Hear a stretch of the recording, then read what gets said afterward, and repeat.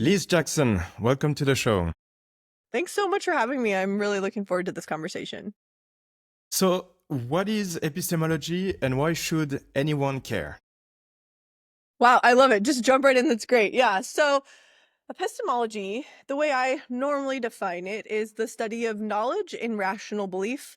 You might think, oh, this is just this, high level philosophy stuff, and mainly something people think about that are professors or, doing research. And I think I understand why people say that, but epistemology is actually something all of us have some kind of epistemological theory that we're utilizing, because what we're doing is we're going out in the world and we're forming beliefs, and we're deciding whether to believe really important things like whether God exists or whether some political party is worth supporting.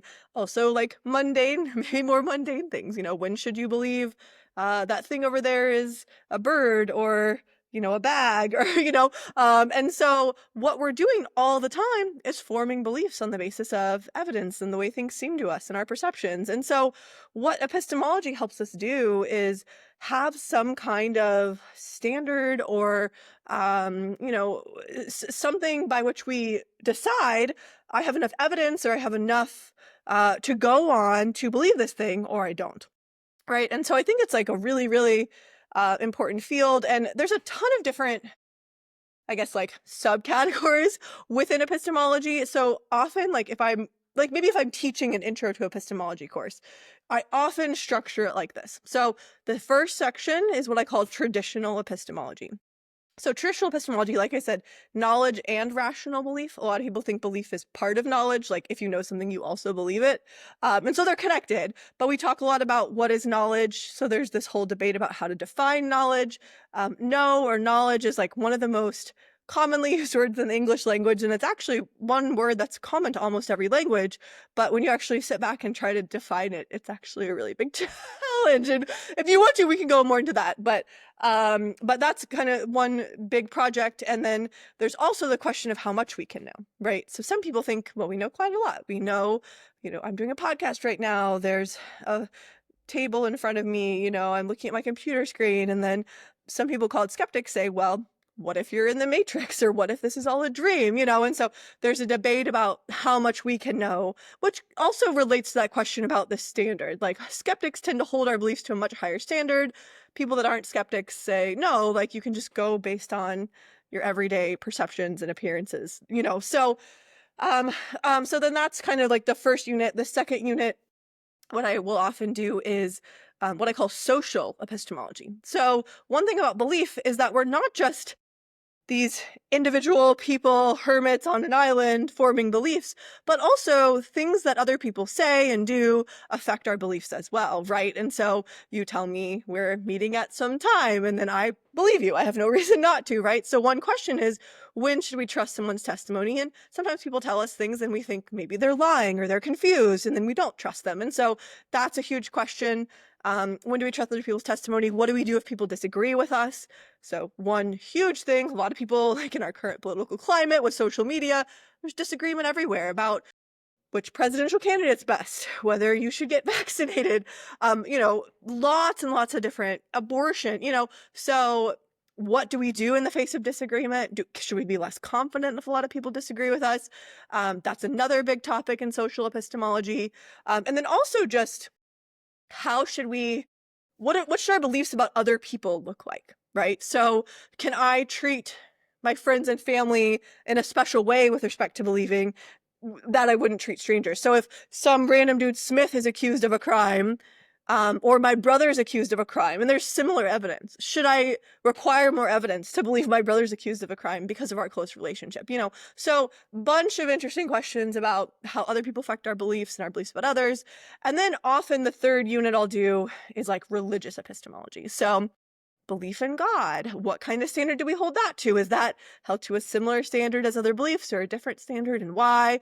And then faith, something we might get to if we have time today. What does faith look like? And that can be both faith in God, but also it can be faith in other people. Is that different than belief? Those kinds of questions. So if I was doing, like a course that's often how I set it up, but that sort of gives you a really big overview of sort of the three areas. Again, traditional epistemology, social epistemology, religious epistemology. So you could throw a fourth one in there, which is like formal epistemology. So you can model our beliefs like probabilities and ask various questions about that. So, you could include that in there, but normally in an intro class, I do those first three. Mm-hmm. Okay. Yeah, thank you so much. I mean, it's a great overview, because one thing with epistemology, once we dive in, is that it can be very confusing, because there was a lot of questions at some point that started to be asked, and then it kind of split it into so many different movements or ideas and concepts about epistemology. So I guess it's a very, very good introduction of like the structure of epistemology itself.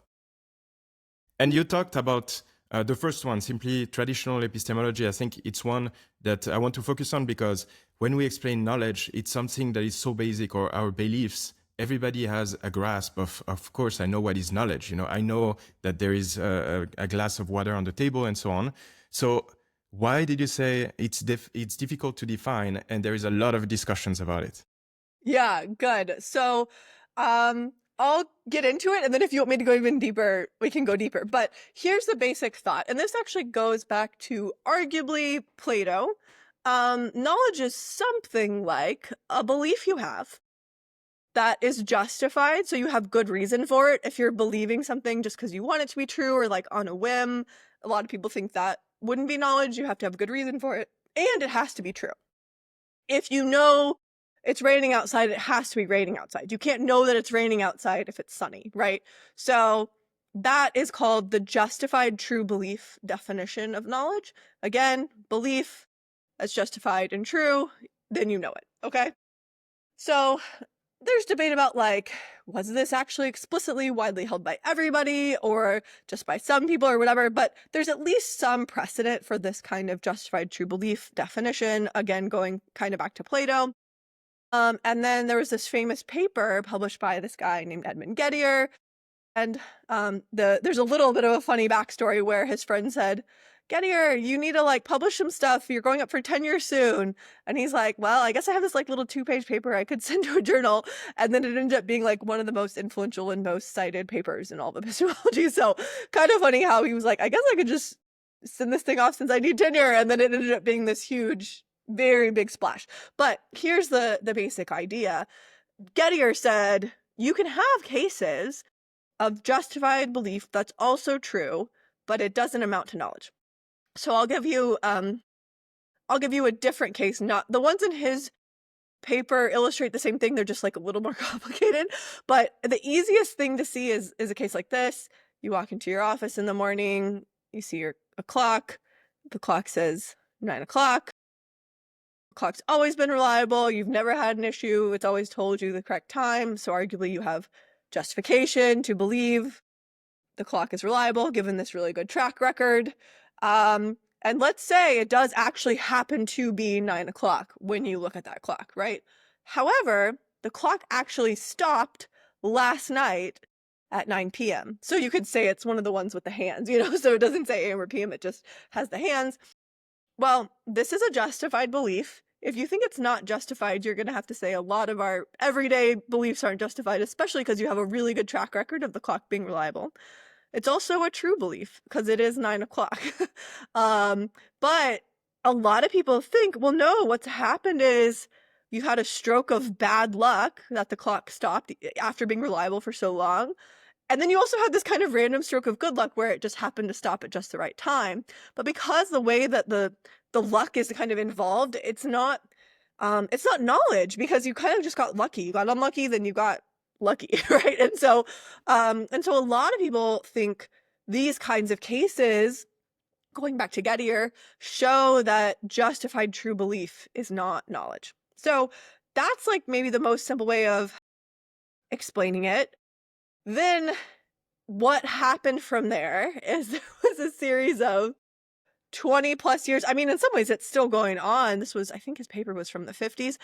I should look that up. I can't remember exactly, but decades of people trying to say, well, what else is knowledge? If it's not just justified true belief, maybe we need those, but we need something else too.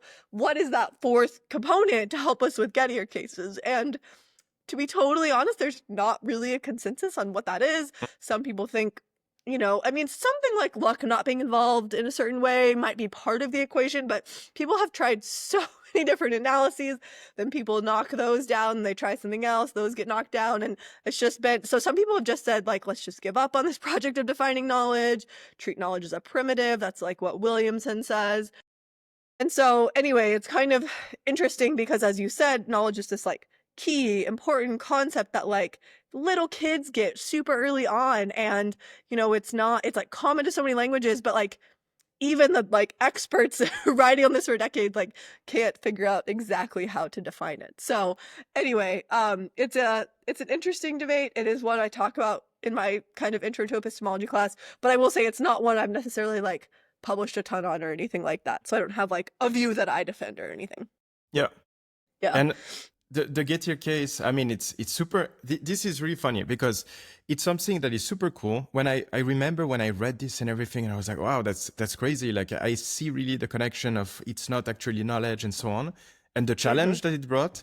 But I think sometimes you need to be a bit of a philosophy nerd to really connect with these kind of things. It's hard for me to make others excited about this. It's like people are like, what are you talking about? It's just a clock. Like yeah, of course it's luck, but random luck, this time it works, that's it. Why do philosophers make such a fuss about this thing? Yeah, I mean, I think it's a good question. I do think to a degree, I agree that like, I don't think everyone has an obligation to like dive into the theory of defining knowledge and find their own view on that. Like I do think it's good for people to have be philosophically informed and like think about certain things, but I totally understand why people kind of think this is an idiosyncratic debate. I will say though, hopefully what we've even just said so far is helpful for people and still gives you some illumination on what knowledge is, like that knowledge involves belief, justification, truth, and maybe some other stuff. Like that in and of itself, like helps us make progress, helps us get closer to understanding what it is to know something. And so, yeah, I think because knowledge is such a common term and a term we use all the time, and it's important to have, I think it's good to have like thought a little bit about what it might be to know something. But yeah, I think you're right that like getting into the idiosyncrasies of the, reliabilism and all these different views and ways people have tried to solve it. I can see why some people find that super gripping. I mean, it's the same with my students. Like some of them really want to try to figure it out. Others of them are less compelled. And I get that too. So knowledge is important. And so that, in that sense, I think this is important, but I'm not like everyone has to, like I said, engage on this quest of figuring out what their view of knowledge is. Like, I don't even have my own view. I'm an epistemologist. So yeah. But yeah.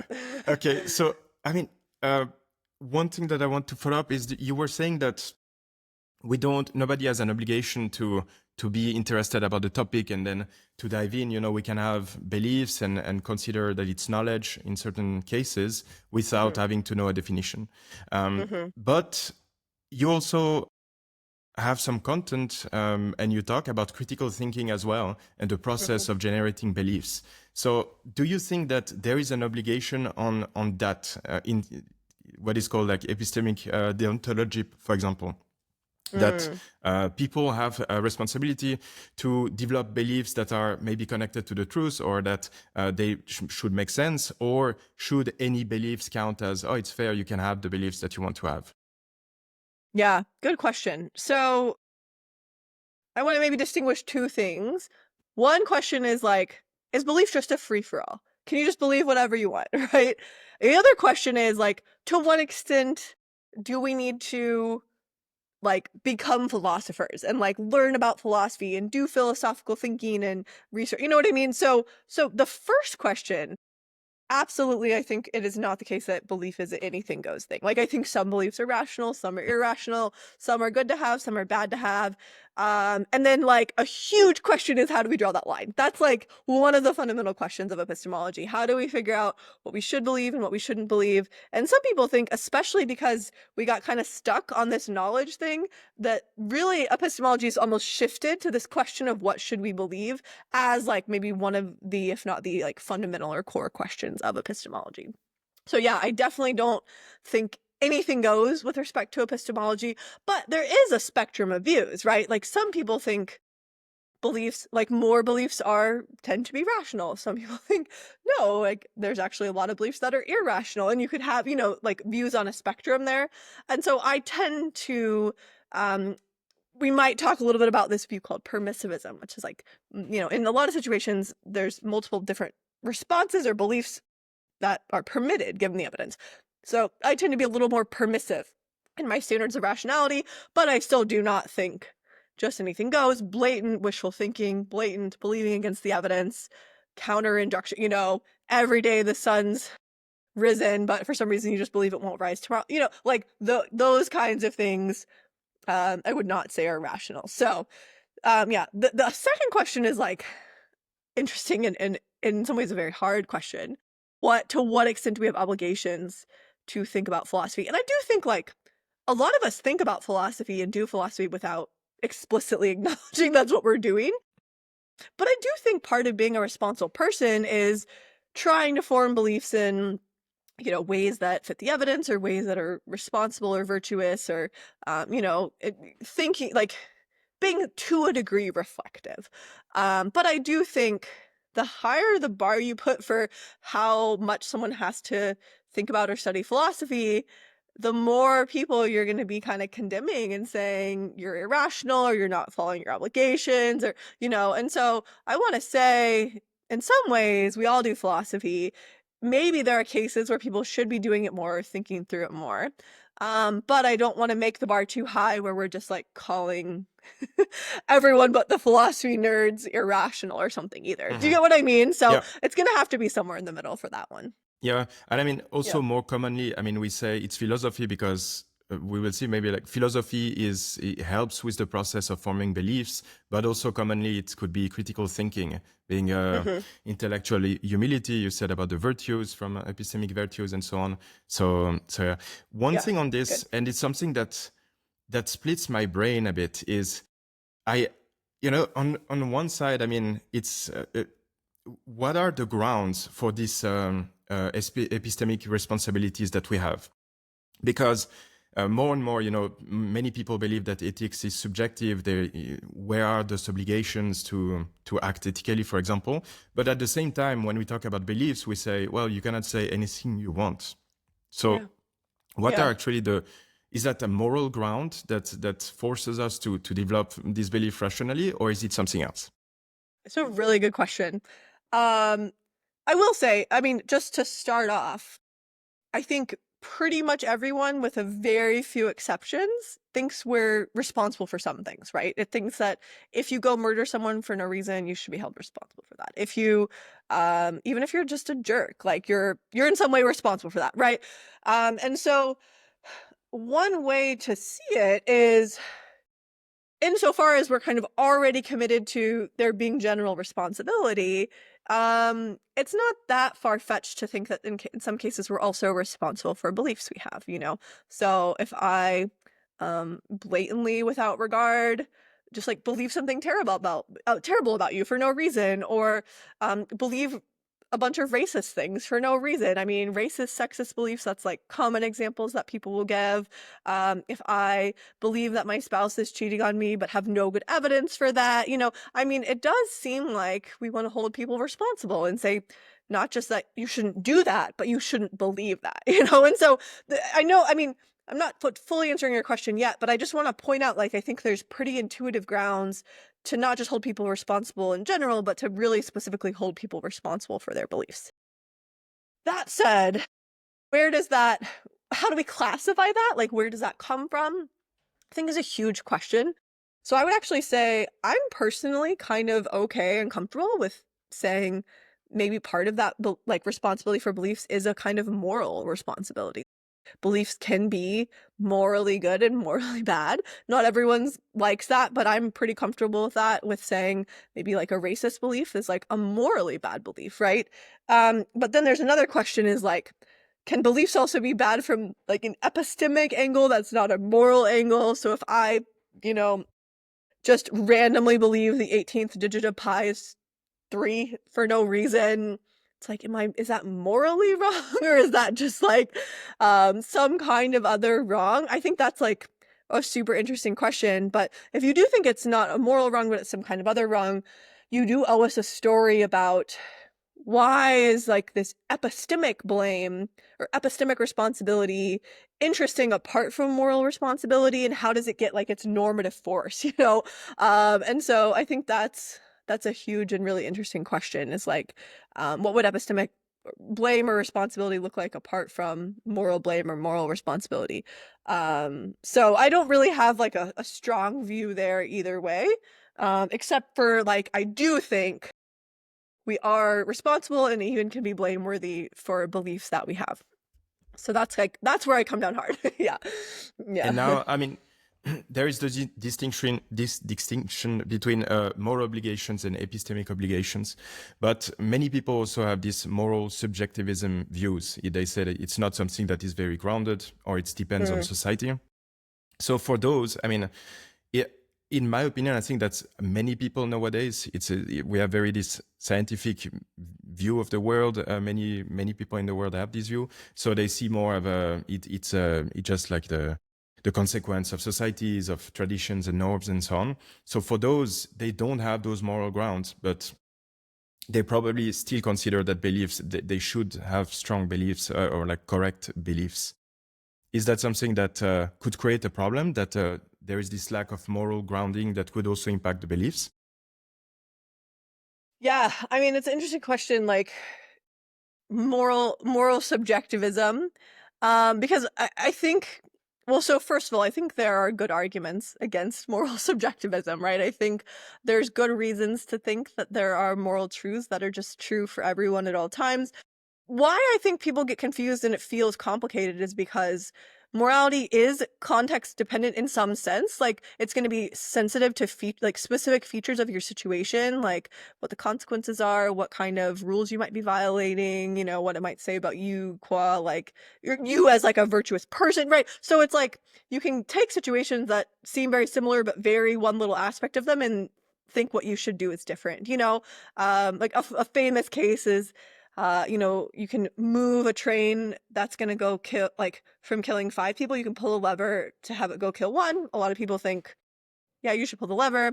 But then if you're going to like push someone off a bridge to stop a train to keep it from killing 5, a lot of people think, no, you shouldn't push the person, you know? So then it's like a puzzle. It's like, why do we think in the first case you should pull a lever, but in the second case you shouldn't push the person, you know? So morality's hard. So that's like part of why I think people then think, oh, it's like in some sense subjective or dependent on culture, dependent on your beliefs or your opinions or something. But I think we shouldn't, that leap I think is the wrong kind of leap. I don't think we should necessarily make that move. A lot of topics are really hard. Math is hard. Politics is hard, right? Like philosophy is hard, but that doesn't mean there's no truth of the matter. And there are basic mathematical truths that we can see, even if we are still struggling with like unproven mathematical theorems that are unknown to us. So 1 + 1 = 2, that's just true. Like we can just see that, like little kids can see that. Whether Goldbach's conjecture is true, this like, you know, unproven mathematical theorem, we just don't know that yet. So that's just beyond our knowledge. And in the same way that math is like developing and there's new theories being, you know, proofs and things being put out that give us additional knowledge, same with science. Philosophy is the same. The progress is slower, but I think we are making progress. We're, you know, realizing certain theories are false. Gettier was an example of that.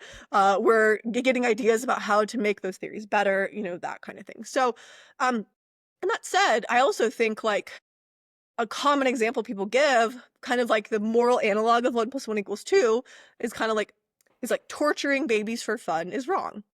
If you're torturing a baby just for fun, that's wrong. It doesn't matter what culture you belong to. It doesn't matter what your beliefs are. That's just period wrong. There's no exceptions to that, right? And so, I mean, yeah, it is hard to come up with like a really long list of things that are just wrong, period, no matter the situation, because of like the messiness of the world and the messiness of things that affect even just our judgments about what we should do. But I do think there's good grounds to think there are some definitive, objective moral truths, even if a lot of it is still stuff we're still figuring out. You know what I mean? So that's the first thing to say. I mean, the second thing to say that is maybe more directly in line with your question, I think, is I also do think it would be weird. I mean, you could have this kind of view, but a view where you're like, I'm a total subjectivist about like morality and moral odds, but I think that like it's wrong to believe against your evidence, or it's wrong to engage in wishful thinking for everyone at all times and all places. Like, at least you would need a story about why morality is subjective, but epistemology is not subjective. You would want to have like you'd want to have a good reason to think that those, you could call them normative domains. That just means domains that tell you like what you should do or what you ought to do, why those normative domains are so different. And so the way I tend to think about it is actually kind of in the reverse way. It's like, because I think there's good reasons to think there are objective moral truths that apply to everyone, even if morality is hard and can change for lots of different reasons, there's still moral truths that apply to everyone. And the same way I think there are truths in epistemology that apply to everyone. Like, don't blatantly believe against your evidence for no good reason, right? Or don't engage in wishful thinking, believing things just because you want them to be true. So to me, my thought is, well, instead of thinking they're both subjective, I kind of tend to think they're both objective. So that would be my view. Yeah. Okay, understood. Well, let's see in the audience there is some moral skeptics that still have very strong beliefs. Yeah. No, I get it. My students do the same thing. So a lot of them are subjectivists, but then I think I convert some of them over. So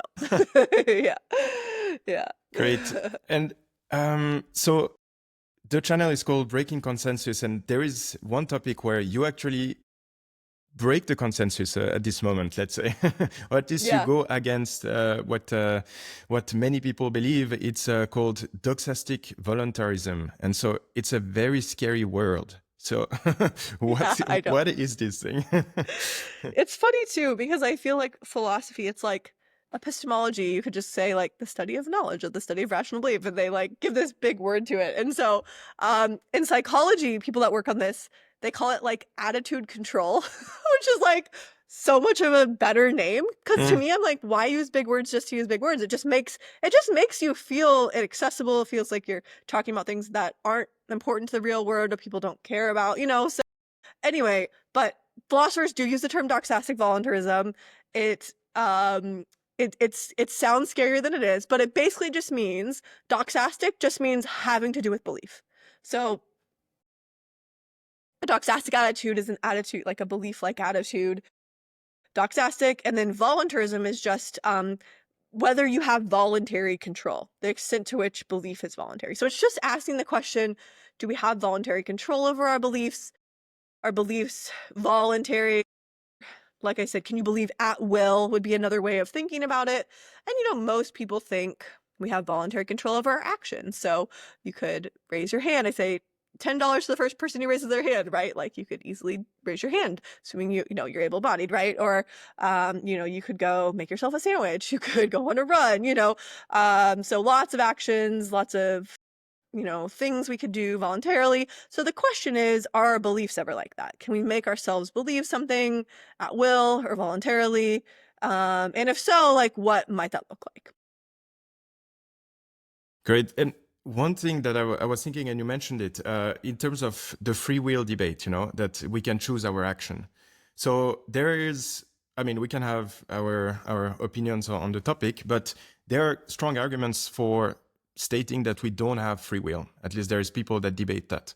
But commonly, we believe, like, that's just an intuition that we have. We believe that we have free will, but we don't at the same time believe that we have control over our beliefs.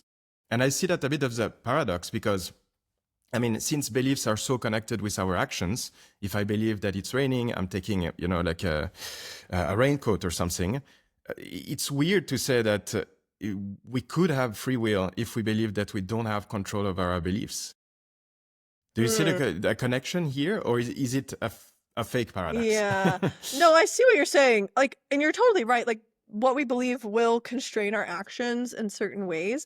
I think it also depends on like what you think is required for free will. But like, one thought is, let's just keep going with your example. You believe it's going to rain tomorrow in like a pretty firm way. Like, that's not something you're questioning, or like you're believing that, you're holding that fixed. Maybe you could still, well, is it worth carrying my umbrella around, or should I just make a run for it and get wet? I mean, sometimes I'm like, oh, I really don't want to carry an umbrella, so I just like wears like a jacket with a hood and run through the rain. You know what I mean? So like you're totally right that beliefs affect our actions. But one thing someone could say is like they don't always affect it in such a determinate way that it like takes our free will away. And then, too, there's also people that are more compatibilists that think even if your action is in some way caused by your beliefs and your desires, as long as it's like appropriately caused by you, whether that's your beliefs or desires or intentions or other things, it could still be free.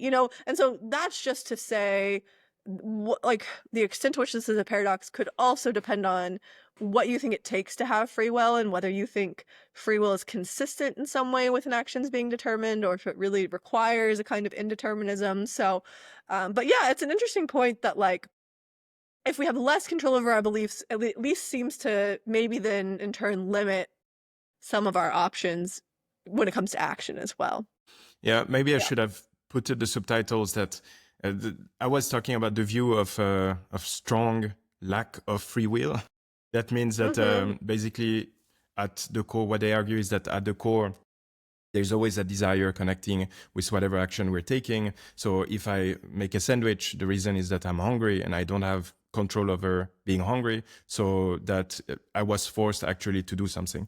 But as you were saying, like there's compatibilism that's also state that even if that's the case, you can still choose afterwards.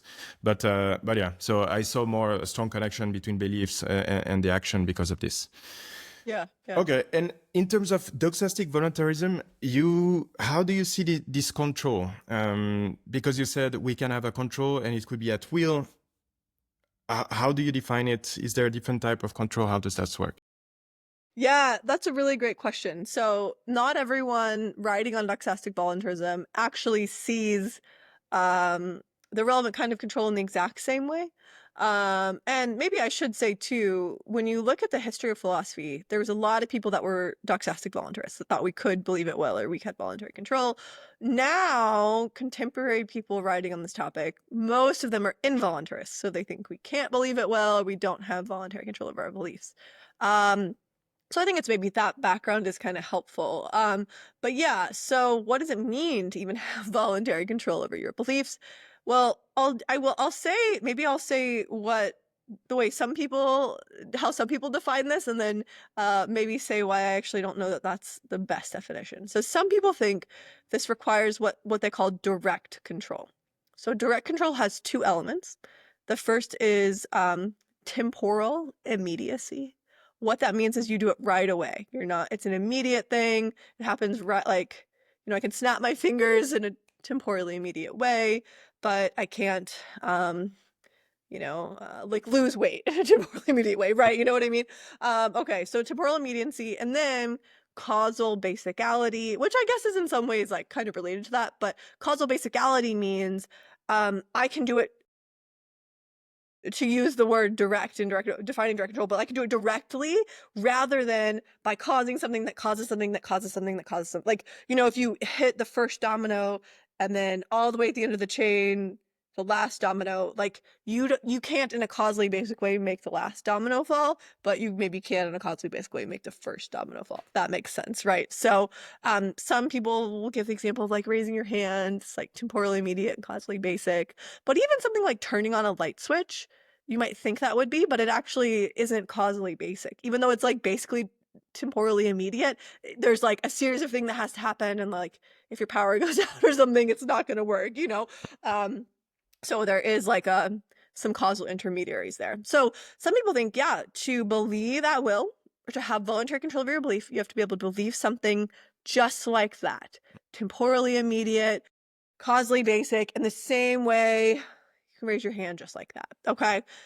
I don't know that that's I think that's too strong. I think that's not a totally fair definition.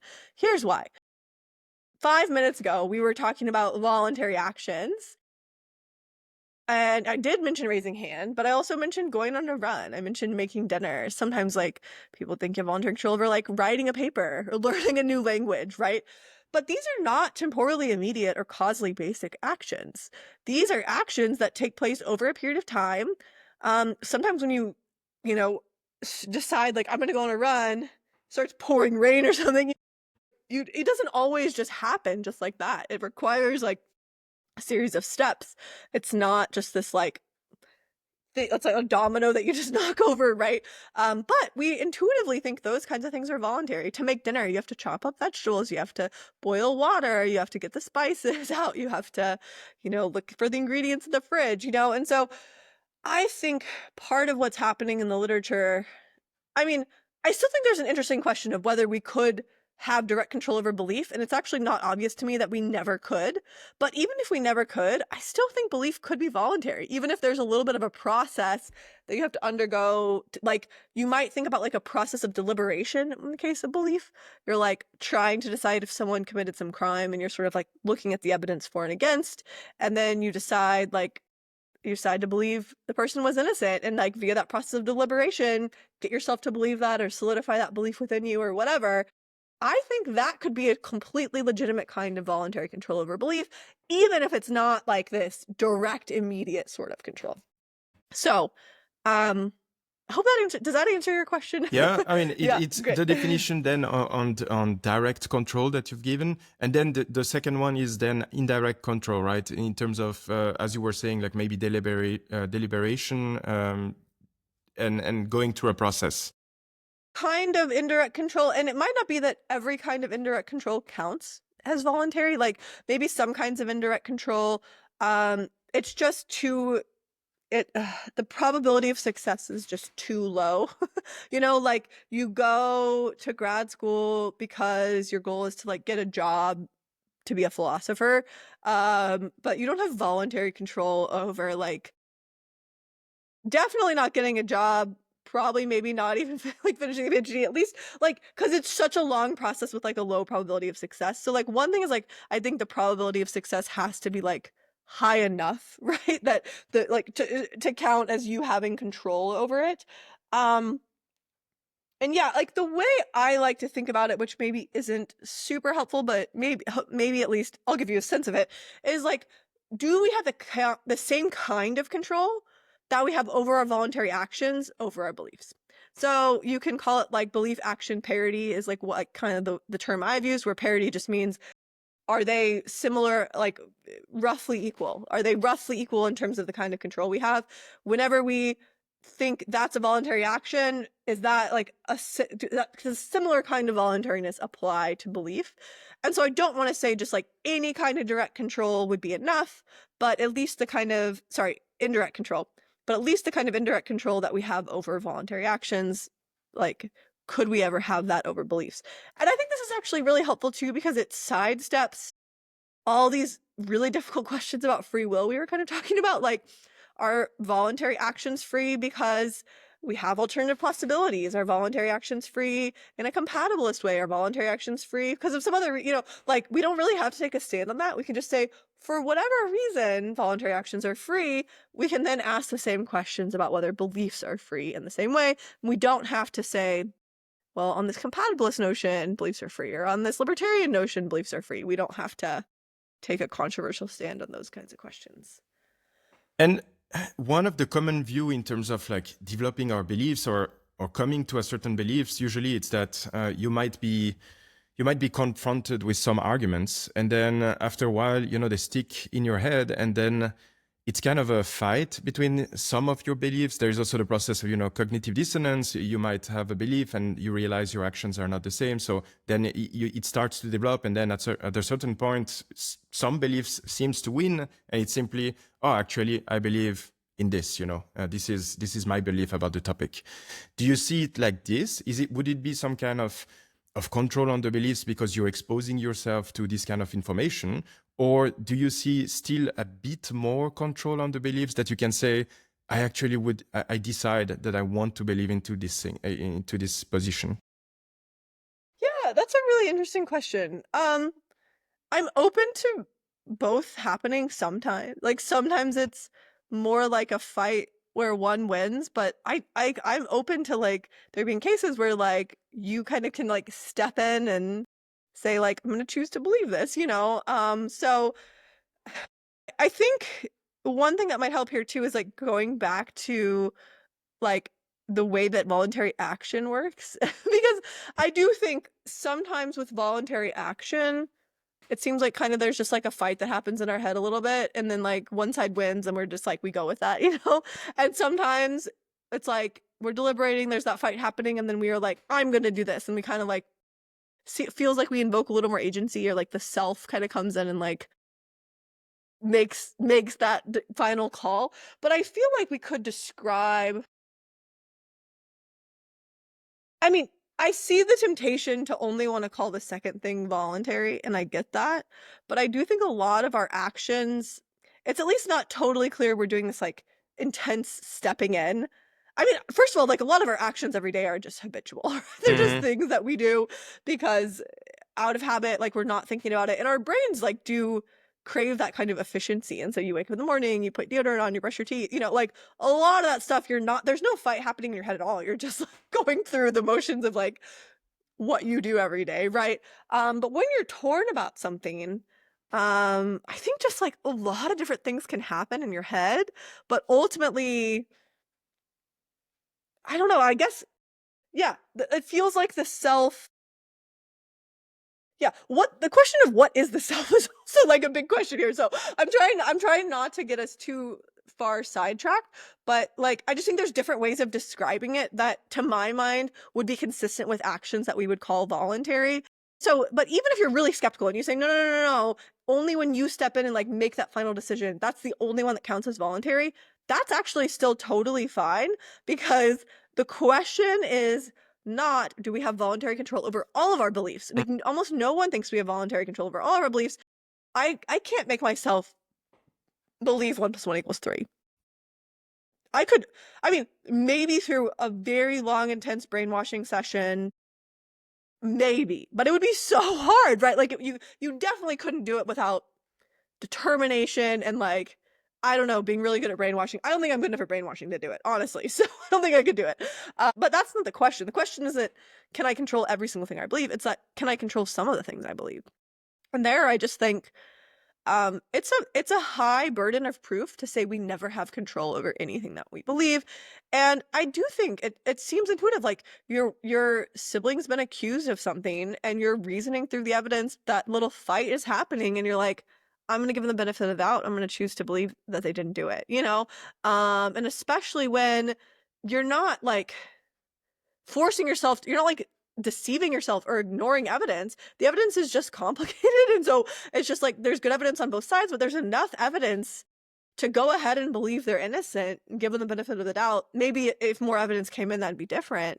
Then I think you could believe voluntarily, and even the belief that came out of that could be a rational belief. So that's the kind of case that I'm thinking about. There's an interesting question of like how common that is. How many are most of our beliefs more like the 1 + 1 = 3 case, or more like that case, right? So that's a huge, very interesting question. But like, I contend that at least sometimes we can invoke that agency in believing. That belief is voluntary in a similar way to action. Yep. And I think, there is something for the listeners that we didn't really mention. So you're not claiming that we can have control on all the beliefs. As you were saying, like it's rather for questions that are a bit ambiguous. It's not clear. There is evidence a bit on both sides, and then you can make a differentiation. So I think that's a super important point, because otherwise, of course, like I cannot, believe that I don't exist, or that, there's an elephant in front of me. That would be very tricky for me to believe that at this point. But yeah, absolutely. One thing in terms of the action beliefs parity, my challenge on that is that actions and beliefs are very different. If I, when you said like, oh, we have we can decide on the actions that we have, I can do that, but I cannot decide that I'm going to be winning the Olympic Games next year. I know that I'm not ready for that. I know that, there's no way that I'm going to win that. But belief seems, there's more, it's a direct proximity, I would say, so something that seems very close, and I can say I can entertain an idea and start to maybe believe in, you said abortion before. Maybe I could become support abortion or be against abortion if I start thinking about those topics. So is that a good comparison, the action and the beliefs? Are they similar, or is that something that actually is too different to be compared? Yeah, it's a good question. It helps me clarify some things, but I do think you're totally right that they're not the same in every way. I mean, so there are people that think belief is a kind of action or something. I'm not trying to even say that. I mean, even if belief is a kind of action, it's like going to be a special kind of action with very specific features, and so even then you'll want to say like what differentiates a belief or makes it a belief, right? But I don't even need to say that. I can say there's lots of differences between belief and action, but the question is like, what makes a belief voluntary? That's where I want to borrow from the case of action and say, well, it's similar to what makes an action voluntary. So give me your favorite conditions for a voluntary action. The question is, are beliefs like that, right? But better, I think, like think about intuitive examples of voluntary action, and then think like, do we ever have that kind of voluntary control over our beliefs?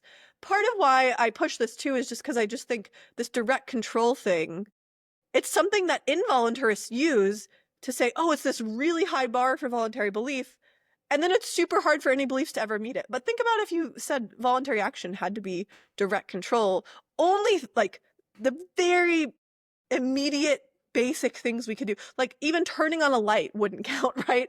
Making dinner wouldn't count. Having this conversation with you wouldn't count.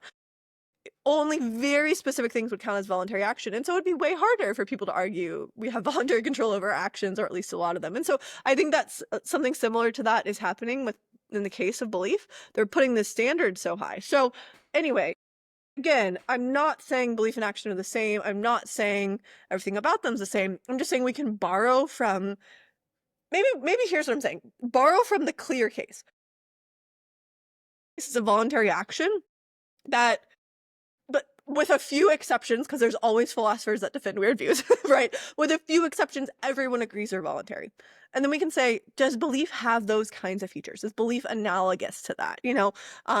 But again, it's not to say there's not still important differences between belief and action, that we should treat belief and action the same in every respect. Like, definitely don't want to say any of that. So I don't know, does that get at your question, or am I like missing a part of it? Okay. Yeah. I see the point. And you talked about the importance of definitions in philosophy, and I think you worked on a specific belief, faith, and you wrote a lot about it, and you define it as more or less like belief with a desire. Maybe I'm summarizing too much, but let's say you can still correct it afterwards. So if it's belief with a desires, and that would mean that there is a lot of rational beliefs that we have that are actually faith, because I have a lot of, for example, I was in the plane the other day, and I hope that that I will arrive at the destination. And so at this point, I didn't have a belief, I had a faith. And that means that many of very rational beliefs are faith. But there's also other philosophers that are defining faith differently. For example, I think Sam Harris defined it as a belief without evidence, and that goes really much into dogmatism, right? It's totally a different definition, and that has then an impact on the discussion, because you're of course discussing two different topics. So first, let me know what is your actual definition of belief with a desire, and also why is it not then this other definition of belief without evidence, for example? Yeah, good. No, those are both really good questions. I think, okay, so one thing to say is like, I don't want to fight with anyone about words. Like if Sam Harris wants to take the word faith and define it a certain way, I'm happy to say that's fine if that's what you want faith to mean. I can use the word trust, or I can use different, you know what I mean? And so there are two distinct concepts, like belief without evidence, and then whatever the concept is that I'm getting at, which is you're close to it. So the way I think of faith, I mean, I technically, if you want to be technical, I do think there's like 4 components of it. So it has a positive belief-like attitude, which could be a belief, but I think could be like something a little weaker than belief, like high confidence or something too. Similarly, a positive desire-like component. So like in that sense, like you're very much in the ballpark, right? Like those were the 2 components you're talking about. where that could be a desire, or that could be like some other kind of like viewing the object positively or having a pro attitude or thinking it's good. Like maybe if you're some reason like it's like a little weaker than desire, you lack a full-blown desire, you could, as long as you're viewing it in some sense positively, that's what would be the thing that would be needed. And then I think faith does in some sense demonstrate a resilience. So if it's something that's going to be just like easily given up, or like something that's not something that's going to kind of like stick with you over time or through obstacles, at least to some degree, it may not, I think it wouldn't be faith. Oh gosh, what was my last condition? Oh yeah, and then it involves a commitment as well. And those two are going to be related to each other, because like commitments are often things that are going to be resilient, that are going to kind of stick with us, and so yeah, I mean, I think like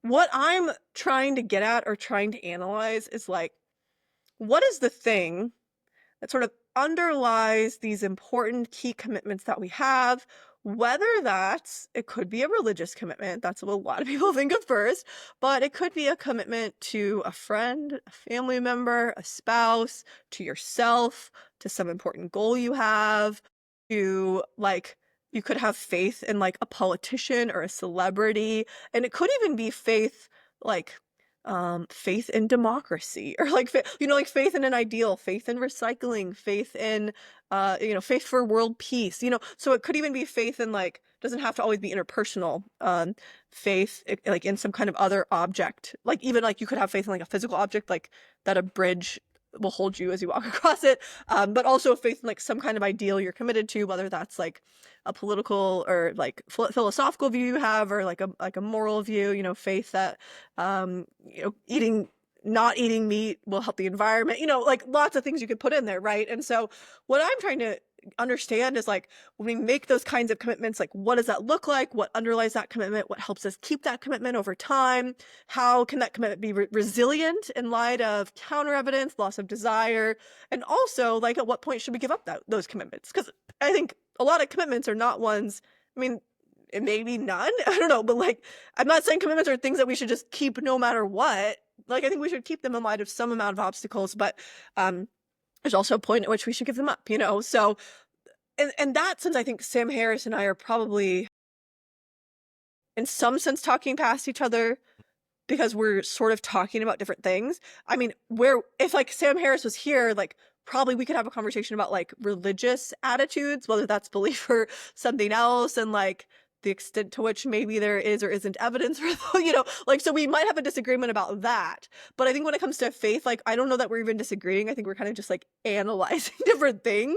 And so I do know, like, in some circles, the word faith is kind of triggering for people. And there I can just use the word trust or something else. But like, most of us have, I would hope, like some kind of relationship, whether it's a friendship, family member, spouse, partner, whatever, right? Kids. So like, whatever kind of like commitment you have to that person, like that's kind of what I'm talking about. Or like, you might have a commitment to your worldview, right? Like, that's what I'm talking about, so I feel like, unless you're just being really uncharitable, hopefully you can at least like get the thing I'm trying to get at.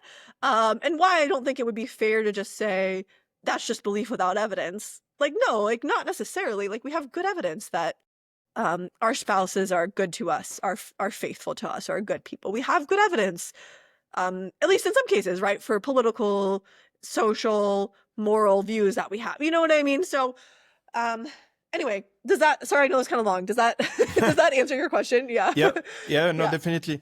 And I mean, more generally, I think really something is the descriptions in philosophy. I'm also curious about your point of view on that, because there's so many topics where, as you're saying, you're actually not disagreeing. And that's probably the same with in the free will topic. There's the people that said, hey, metaphysically, we cannot avoid our desires and we cannot choose. And others say, well, no, you're right. Like, it's determinism. We don't have a choice. But in the end, for actually what we can do, and I can choose the sandwich or the apple or something else, that's for humans what is actually free will.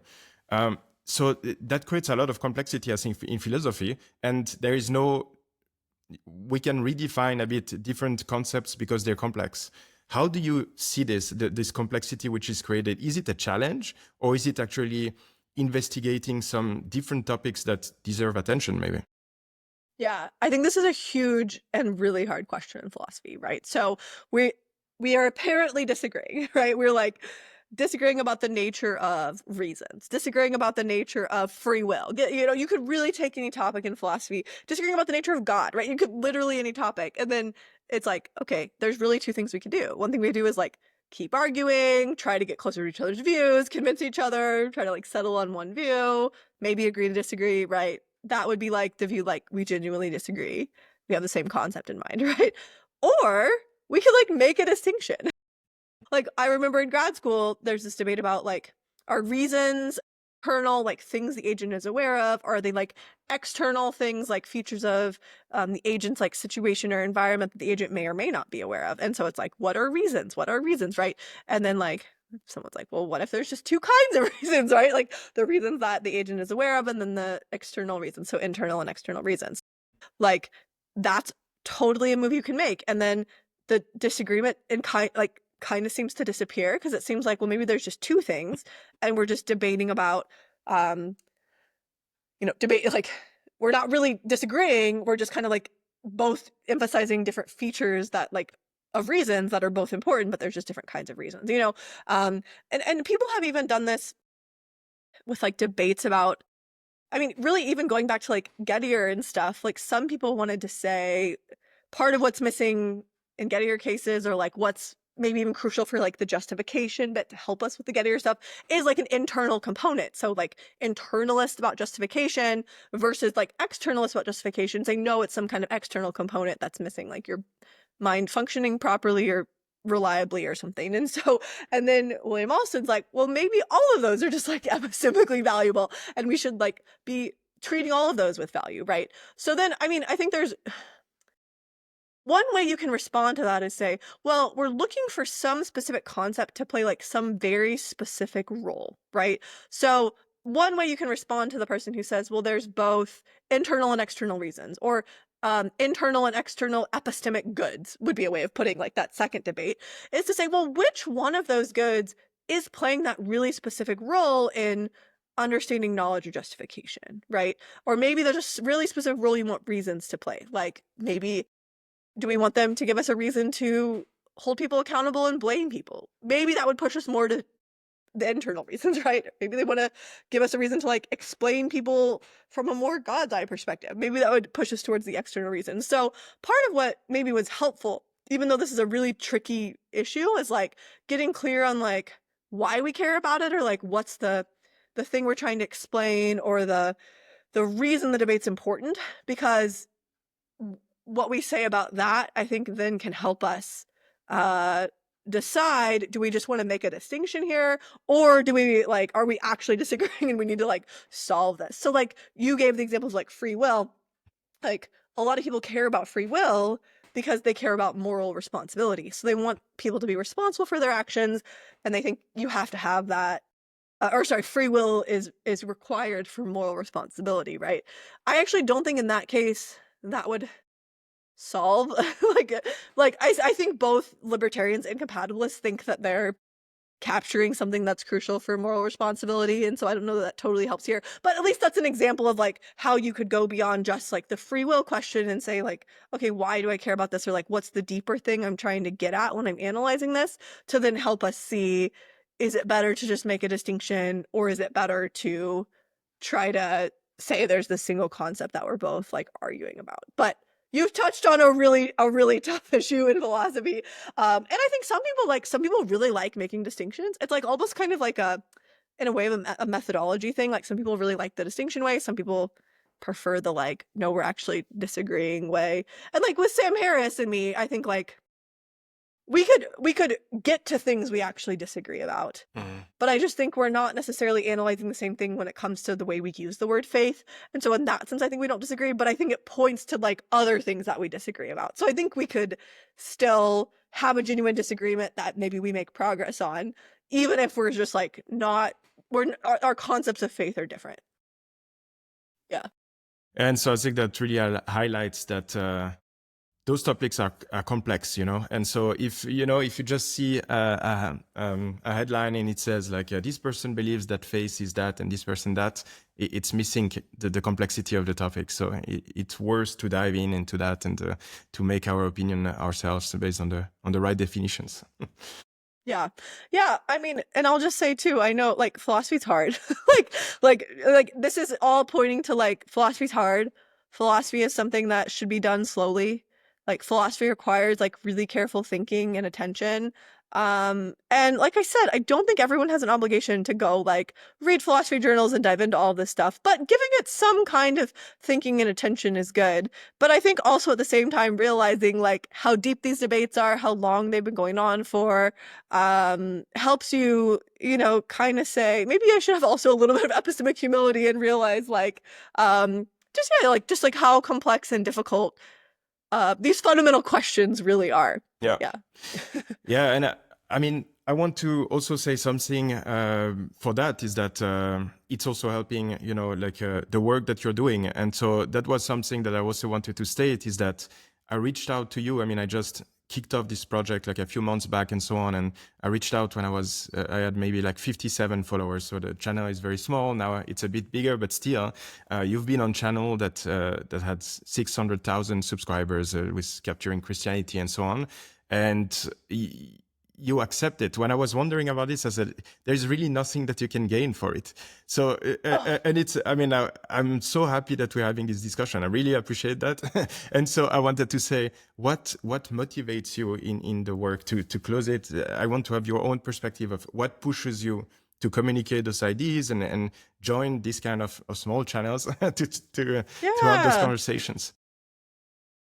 And discriminate to people just based on how many followers they have. You know what I mean? And so to me, I think like, given someone's like reasonable and interested and intellectually honest, like I want to be willing to have a conversation with them. And part of, I think what motivates them is like, I do believe that philosophy is like a really important tool and it can offer like, just like take critical thinking as an example. Like, I think it's actually a really helpful way to think through really everyday things like disagreements, like moral issues, like who to vote for, just reasoning about like life decisions, even, like should I buy this car insurance or that car insurance? You know what I mean? And so I just think that's a tool that everyone can benefit from, but not everyone has access to. One reason I think it's actually the internet and YouTube and stuff like that, etc. There's, I know like TikTok and whatever, like I don't really use TikTok, but like various other platforms as well. Podcasts are great, but I think it helps get philosophy out to more people and the tools of philosophy out to more people. And I think that actually can really help us, like, especially like think about like the US. I know that's like my context and I probably have used a lot of US examples, but like I think it's in other countries as well, just like big polarizing like political disagreement, like the way people talk to each other and see each other as enemies. And I actually think philosophers, I mean, there's a lot of things I could complain about philosophers, but one thing they do well is they actually disagree really, really well. And they're like, oh, that you have a different view than me. I'm not mad at you. That's cool. That's interesting. Let me dive into that. Like, let me learn what made you have that view? Like, oh, like that. So it's like, instead of seeing like, I'm pro-choice, you're pro-life, we're enemies, it's like, how can we, despite our different views on abortion, help each other get closer to the truth and find the truth? And so it's like, we're together on this journey towards the truth rather than against each other, clashing, fighting, trying to like make ourselves look good and make the other person look bad. So that's just one example. I don't think that's the only thing philosophy offers, but I think it helps us really focus on truth as our goal rather than just like trying to look smart or be right. And it also helps us disagree better. It helps us be more charitable to our opponents. If you're trying to find the truth and not just make the other person look bad, you're not going to take their argument and like spin it in a really dumb way. You're going to actually try to make their argument as strong as possible to give the most charitable version of, the view they have, So anyway, I think philosophy just helps us. I think it can help us be like better people in a better society. So that's like why I'm really passionate about getting it out to people and, publishing in journals is part of my job, but people aren't going to read that. And so we need other venues like YouTube, like podcasts to, get philosophy out to more people. So I hope that like, this can be a helpful way to sort of see disagreement and just even help us think clearer in our beliefs and reasoning, and be sensitive when we get evidence rather than confirmation bias shows that often we get evidence against our beliefs, we ignore it. We have evidence that confirms our beliefs, we embrace it and maybe give it more weight than we should. Maybe it'd be better if we didn't do that. So that those kinds of examples. Yeah. Well, I absolutely love that. I agree with everything that you said in this part. I'm really with you with this. So you said people didn't read, the articles, but you have a lot of content. And so where can people find you? Because I really appreciate you have a big channel. That's something that people can also check. There's so much content out of it, and professional content about your professor of philosophy. So it's something that is actually, you have the authority with it. Where can people find you? Yeah, so my website is liz-jackson.com. So if you do want the journal articles, that's great, So my research page is a good place for that. I have links to all my articles. You can download them all for free. And then if you go to my public philosophy page, that page has podcasts, videos, blog posts, and then that also links to my YouTube channel. I think my handle for everything Twitter and everything else too it's Liz Jackson 111. That's just sort of what I use. Try to keep it consistent. So you could either go to YouTube and probably type that in and I would pop up, or Liz Jackson Philosophy. I'm sure it would pop up if you search that. But also if you just go to my website, Public Philosophy, you can find links to my YouTube channel and to other videos and interviews I've done there. And I will, of course, link that all of this in the description so that people can check it out smoothly. Great. Awesome. Thank you so much, Liz Jackson, for joining the podcast. You've been the first guest, and I really, really appreciate the discussion. That's been awesome. Yeah, this has been super fun. Really, really enjoyed the discussion as well. So yeah, thanks for having me.